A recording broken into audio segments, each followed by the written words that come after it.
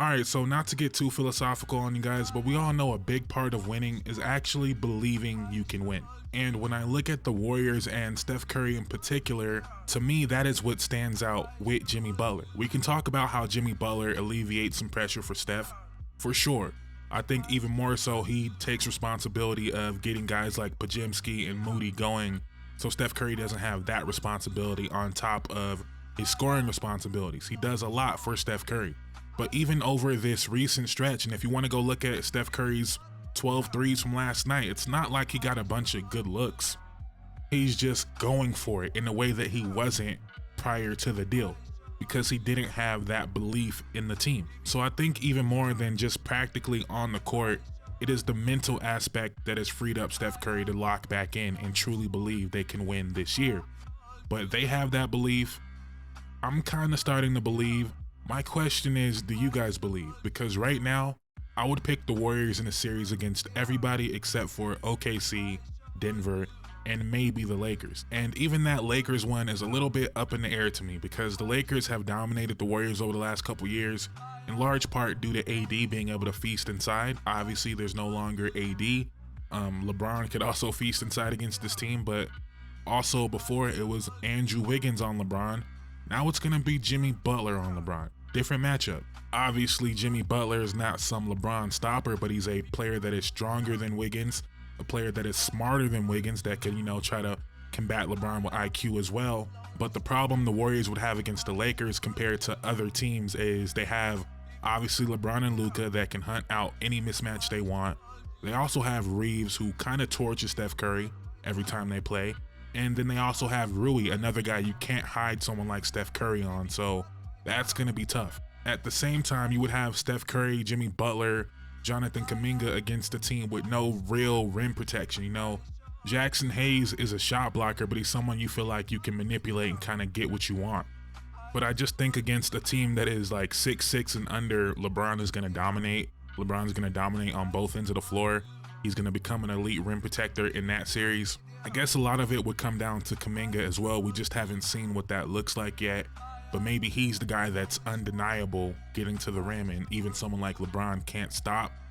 But if it's, LeBron meeting Jimmy Butler and Steph Curry and Moses Moody, LeBron can handle that. LeBron can be Draymond Green on defense for a series. But right now, I would lean like 65-35 in favor of the Lakers in that series. Again, maybe I'll change my mind once we see what Kuminga looks like. To me, the more fascinating one is Denver, and I actually feel better about the Warriors' chances against Denver, which is crazy, considering the Warriors are small and Jokic would absolutely dominate. But we've seen what the Lakers were able to do against Denver, and it's kind of absurd to say about a Nikola Jokic-led team, but they're kind of easy to guard, right? He's not easy to guard, but them as a team, there's not a lot you fear. Obviously, you fear Jamal Murray going off for 40. Michael Porter Jr. can heat up, but that's stuff you won't live with Jamal Murray going for 40, but there's too many players on this team where you feel like you don't have to guard, where you can hide Steph Curry on. And I just believe in the Warriors supporting cast a lot more than I do in Denver. Westbrook in a playoff series, we'll see how that goes. The Warriors might struggle keeping them off the boards a little bit, but at the same time, like, you're fine with Westbrook being on the court if you're the Warriors. You want that, actually. And maybe I'm assuming too much, because we actually haven't seen it in the playoffs with these Warriors guys besides Moses Moody. He's the only one that's had like real playoff minutes in pivotal games, right? Moses Moody was getting real minutes in the conference finals, where Pajimski hasn't been in the playoffs. Kuminga hasn't really played in the playoffs. Quentin Post, who's been amazing, he might just shrink in the playoffs. We don't really know. And I might sound very stupid, right? Nikola Jokic is going to put up monster numbers if this series were to happen.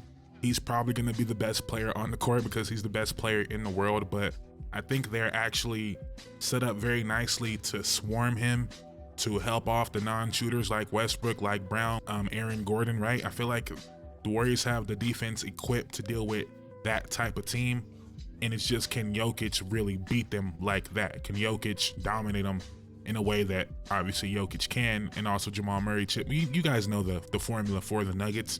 It's not really different against the Warriors. I'm just saying the Warriors are kind of equipped to help and recover and play the passing lanes and dig in on Jokic and make life hard for him, and the Nuggets are still going to score probably a lot, right? But I also don't believe the Nuggets are well equipped to guard the Warriors. Like, again, I know how absurd it is to bring up a rookie in regards to Nikola Jokic, but Quentin Post is going to play in that series. And I don't know if you guys know this, but Quentin Post is not a fake shooter. Quentin Post is not one of these bigs that has to load it up and he's not sure if he should shoot this. No, Quentin Post is taking threes while Steph Curry is standing there next to him. He's a shooter for real, and Jokic probably going to have to be on that at some point. I don't think we're going to see a lot of Looney or TJD, so there's always going to be pretty much a 5-out team for the Warriors. And again, Jokic is going to feast, but on defense, it's going to be a struggle. It's going to be a struggle with Jamal Murray and Michael Porter Jr. having to keep up with Steph Curry and Jimmy Butler. I don't know. Again, right now, I probably lean like, I'll say, 58-42 Nuggets because Jokic is Jokic, but I can see where the matchups line up for the Warriors to be able to win that series. But let me also say this other point because it could happen, right? And I might be overestimating or underestimating the impact of it. The Nuggets are a very big team. Jokic aside, Aaron Gordon, Michael Porter Jr., Westbrook, even Christian Brown, all those guys are big and strong and play like it. Besides MPJ, but MPJ gets boards, right? So they might just out physical the Warriors, but Moody's a dog. Moody's not necessarily the biggest player. He has the long arms. Bajemski's small. Bajemski's a dog. Steph Curry is a dog. So I really want to see that series. And again, we're going to find out if Kuminga is a dog, right? We know Kuminga is extremely gifted, extremely talented. But if the Warriors are going to win, they're going to need Kuminga to be a dog. We're going to need Kuminga. I say that all the time, I'm not a Warriors fan, but they're going to need Kuminga to match Aaron Gordon in physicality. And that's not something we've ever seen from Kuminga. They're going to need Kuminga to at times be the sick dog on Jamal Murray and fight through screens and not complain, fight through Jokic screens. Is Kuminga that type of dog? We haven't seen that yet. And that might be the determining factor whether he gets paid by the Warriors this year or not. So I'm locked in. I want that series to happen. That might be a 3-6. That might be a 2-7. So even though right now I would favor the Lakers, I would favor the Nuggets, it's not that far off. And also you got to remember how Kuminga was playing before he got hurt.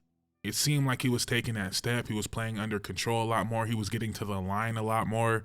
And if you have two guys in Jimmy Butler and Kuminga getting to the line, let's say both 8 times, that is a huge advantage. And I think when Kuminga comes back, I don't think he's going to be a starter. I think they want that shooting out there more.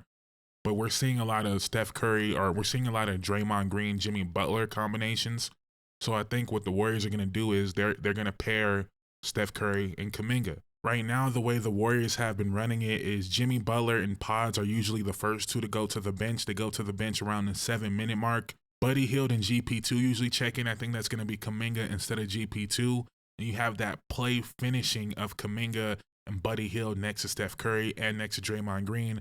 And then Draymond checks out, and then it's the Steph Curry Kuminga show.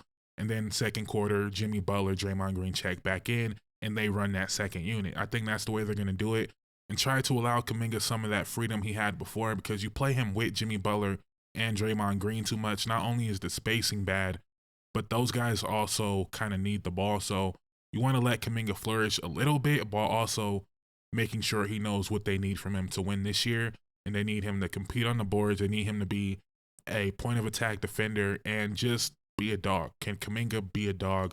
Can he rise up to this moment? Because if he can, they're a true contender. But that's my belief on it. Let me know. Do you guys believe in the Warriors at all? Let me know in the comments down below. I would greatly appreciate it. Thank you guys so much for watching. Please like, comment, subscribe. I'm out. Peace.